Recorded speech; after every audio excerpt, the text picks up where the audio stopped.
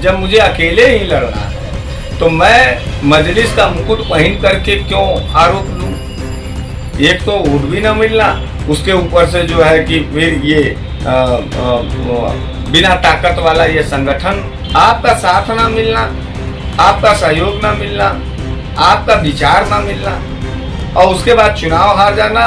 और जब मैं इस पार्टी का त्याग किया, त्याग पत्र दे दिया, तो आपको मालूम होना चाहिए कि त्याग पत्र एक ही किसी एक नेता के ऊपर आरोप लगाते हुए मैंने नहीं दिया। मैं आज भी कह रहा हूं कि नो डाउट ओवैसी जी बेहतर नेता है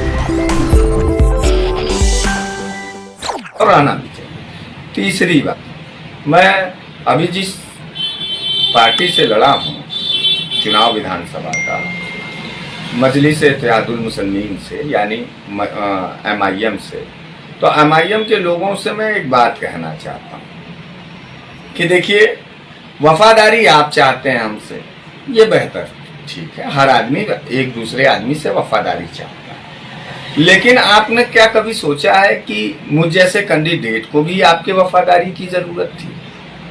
आरोप प्रत्यारोप की बात नहीं है, बात समझने की है, बात तर्क की बात है।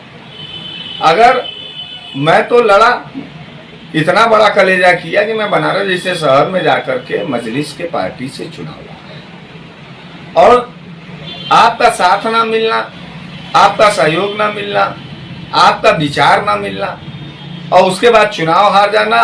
और जब मैं इस पार्टी का त्याग किया, त्याग पत्र दे दिया, तो आपको मालूम होना चाहिए कि त्याग पत्र एक ही किसी एक नेता के ऊपर आरोप लगाते हुए मैंने नहीं दिया। मैं आज भी कह रहा हूं कि नो डाउट ओवैसी जी बेहतर नेता हैं, देश के अच्छे और सजग नेता हैं, उनके अंदर कोई कमी नहीं, लेकिन उनका उत्तर प्रदेश का जो संगठन है, खास करके बनारस का जो संगठन है, बनारस के संगठन में कोई भी काबिले तारीफ नेता नहीं है, मुद्दे पर बोलने वाला नहीं है। तो मैं, जब मुझे अकेले ही लड़ना है तो मैं मजलिस का मुकुट पहन करके क्यों आरोप लूं? एक तो वोट भी ना मिलना, उसके ऊपर से जो है कि फिर ये बिना ताकत वाला ये संगठन चलाना, कुल चुनौती हमारे ही ऊपर, कुल हमारे ही साथ में, तो ये अन्याय की बात है। आपकी पार्टी अच्छी है, मजलिस के लोगों से कहना चाहता हूं, आप पूरी ताकत लगा करके अपने लोगों को समझाइए। जैसे भारतीय जनता पार्टी हिंदुओं की बात करती है तो हिंदू भी उसको वोट करते हैं, लेकिन मजलिस जो है मुसलमानों की बात करती है तो मुसलमान उसको वोट नहीं कर रहा है, उसको पसंद नहीं कर पा रहा है। तो ये कमी कहाँ है, इस पर आप लोग फोकस करिए, और इसीलिए इस बात को मैं हमेशा उठाता रहता हूँ। तो बिना नफरत के मुद्दे पे लड़ना वाले आदमी हम लोग हैं। अभी भी देश के अंदर ढेर सारी मुद्दे हैं। हिजाब को देखिए, सबसे बड़ा मुद्दा हिजाब। कल कर्नाटका में एक विश्वविद्यालय में एग्जाम हो रहा था और 225 बच्चियां हिजाब पहन करके उस एग्जाम में शामिल होने गई थी। आपको मालूम होना चाहिए कि विश्वविद्यालय के कुलपति ने और विश्वविद्यालय प्रशासन ने कर्नाटका के अंदर कर्नाटका हाईकोर्ट के आदेश का पालन करते हुए ये हवाला दिया कि हम आपको एग्जाम नहीं देने देंगे, आपको हिजाब उतारना होगा। ऐसे में उन बच्चियों के जज्बात को सल्यूट है कि उन्होंने अपने इज्जत, अपने आबरू को बचाते हुए इस बात का फैसला लिया कि हम हिजाब नहीं उतारेंगे, भले एग्जाम छोड़ देंगे।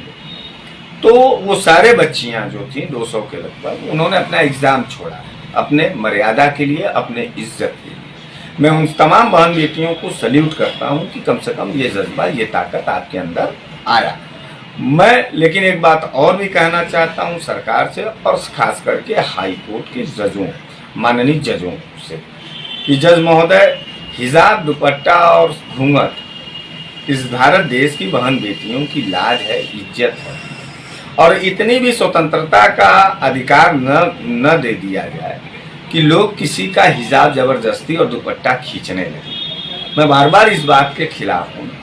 सबका फ्रीडम है, सबका स्वतंत्रता है, किसी को हिजाब लगाने का शौक है, लगाने दीजिए, किसी को उतारने का होगा, आपने कानून बना दिया, कोई उतारना, कोई मुस्लिम बच्ची अगर नहीं हिजाब पहनेगी तो वो अपना चलेगी। हाँ, हिजाब न पहनने पर अगर कोई लोग उसको हमला करते हैं तो अब तो आपके कानून के समर्थन में मैं भी हूँ। नहीं, लेकिन किसी को ज़बरदस्ती किसी की पढ़ाई बर्बाद कर देना, किसी की ज़िंदगी बर्बाद कर देना, तो इस बात को भी खास तौर से आप लोगों को समझना होगा। बाकी एक बात और कहना चाहता हूँ अपने शुभ चिंतकों से, अपने साथियों से और अपने विरोधी दल के लोगों से कि चुनाव के बाद अब नया अध्याय चालू हुआ है। जो रफ्तार पिछले 5 साल में था जनता के पक्ष पे, जन मुद्दों पे बोलने का, अब उससे दुगना रफ्तार में वही जनता के मुद्दों पे फिर से बनारस वाले मिश्रा जी यानी हरीश मिश्रा जी लड़ते रहेंगे। इसमें कोई कोताही नहीं होगी। पूरे जज्बात के साथ अपने हक, हुकूक और हिस्सेदारी और भागीदारी के सवाल पर हर वर्ग, हर समुदाय, हर धर्म के लोगों के साथ कदम से कदम मिला करके इस भारत देश के तिरंगा के लिए हम लड़ेंगे और अपने अधिकार के लिए और संविधान के लिए लड़ते रहेंगे। इसी उम्मीद के साथ जय हिंद, जय भारत, जय बनारस।